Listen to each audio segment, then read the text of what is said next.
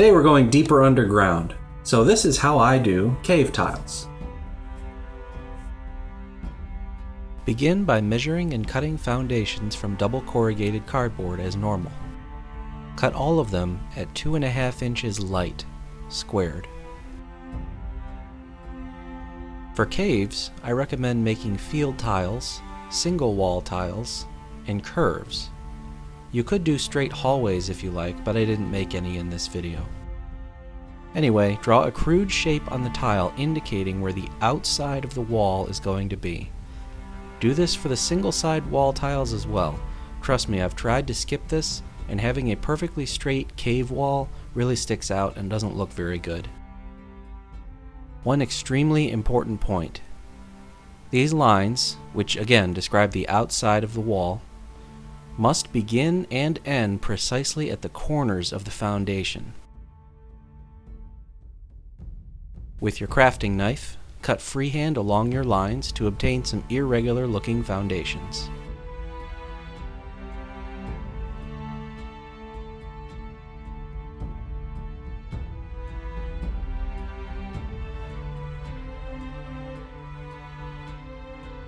Now, pull out about 1 square foot of aluminum foil. Crunch it down into a thin roll that is about 1/4 inch thick.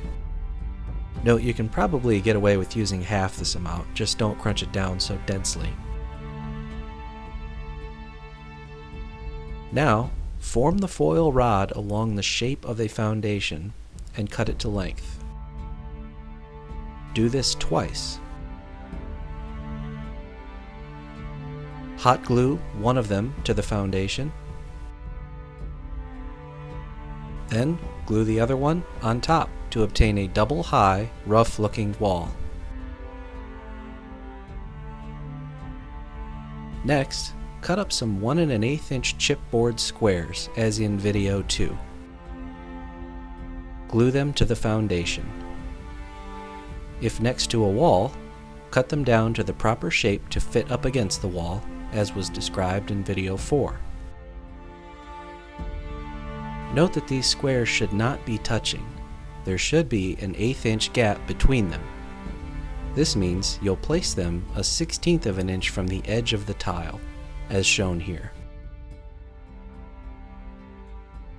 Now comes the most painstaking part. The idea for using crinkled aluminum foil for cave textures came directly from the DMG. Take a sheet of foil and delicately collapse and uncollapse it to create a wrinkled texture.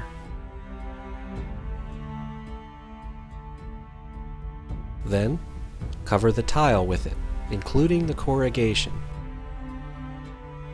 I use white glue on the surface and hot glue along the corrugation.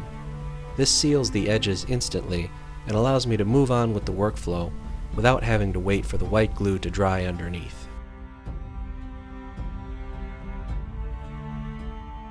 Gently press along the edges of the squares beneath to reveal a subtle grid through the foil. From here, paint the tile using the colors of your choice.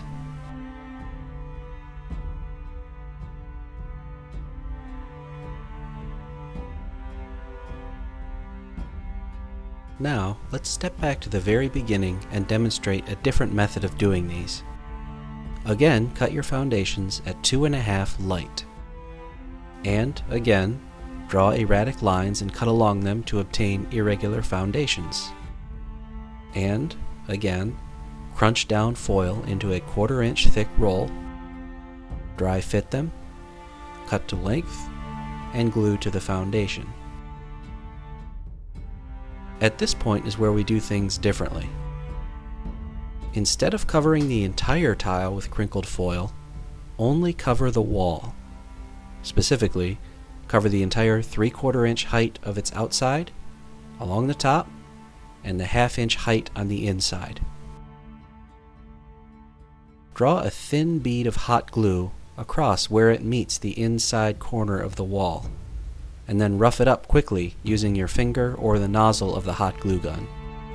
This will seal down that edge of tin foil.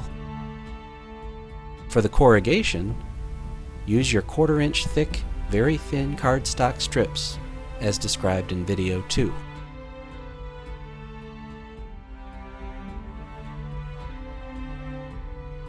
Next, take your 1 1/8 inch chipboard squares and round the corners. Don't be shy here. I recommend more rounding than you did on the dungeon tiles. Then, dry fit these spaces to the tile, and once again cut the odd shapes needed in order to butt them up against the walls. Wrap each piece of chipboard in a small piece of crinkled foil.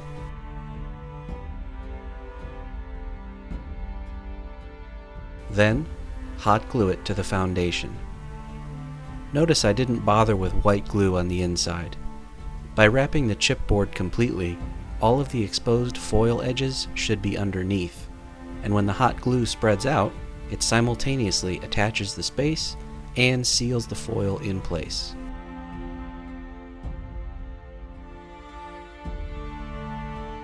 From here, paint using the colors of your choice. Here's what I did.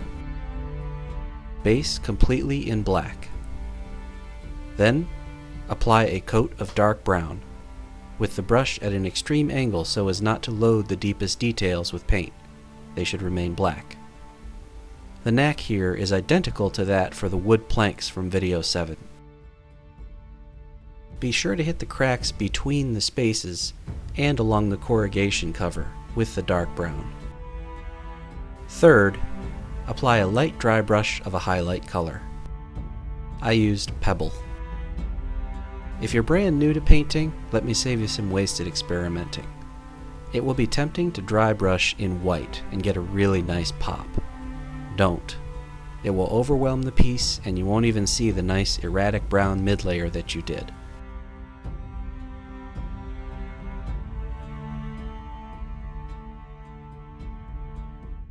Okay, and so in typical Wylock tradition, fly through at the end with terrible, jilted banter.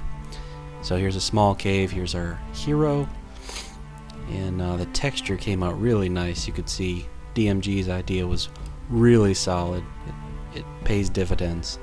So maybe there's an Odiug here in this cave, and he's going in to hunt it or kill it or something, but that is not a pretty sight. Alternatively, maybe it's a bronze dragon's lair or something like that. This would be, I think, an adult or what, a 3 inch? I don't recall, but so maybe he's going, and that would be a good thing because they are of a generally good disposition. So that's those.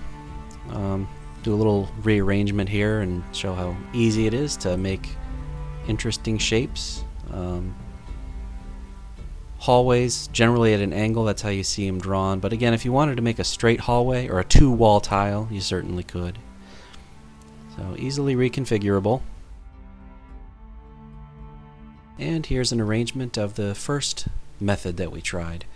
These actually have a coat of semi-gloss on them to give them a wet, cave-like feel. Also a little tip there, hot glue pennies to the bottom. Gives a good weight to the tile, keeps it in place. Handles nicely.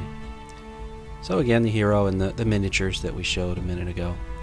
Personally, I don't like this style. I have switched to the first one that we looked at a moment ago because you look at the seams of this tile, they really stand out because they're not the same as the subtle grid that's imprinted. So it just doesn't look cohesive. Those raised spaces, those chipboard stones on the other method really help to mask the seams. And the same is true for the dungeon tiles in the first few videos of the series also. So I've pretty much abandoned this method, but if you like it or you can improve it, hey, go for it.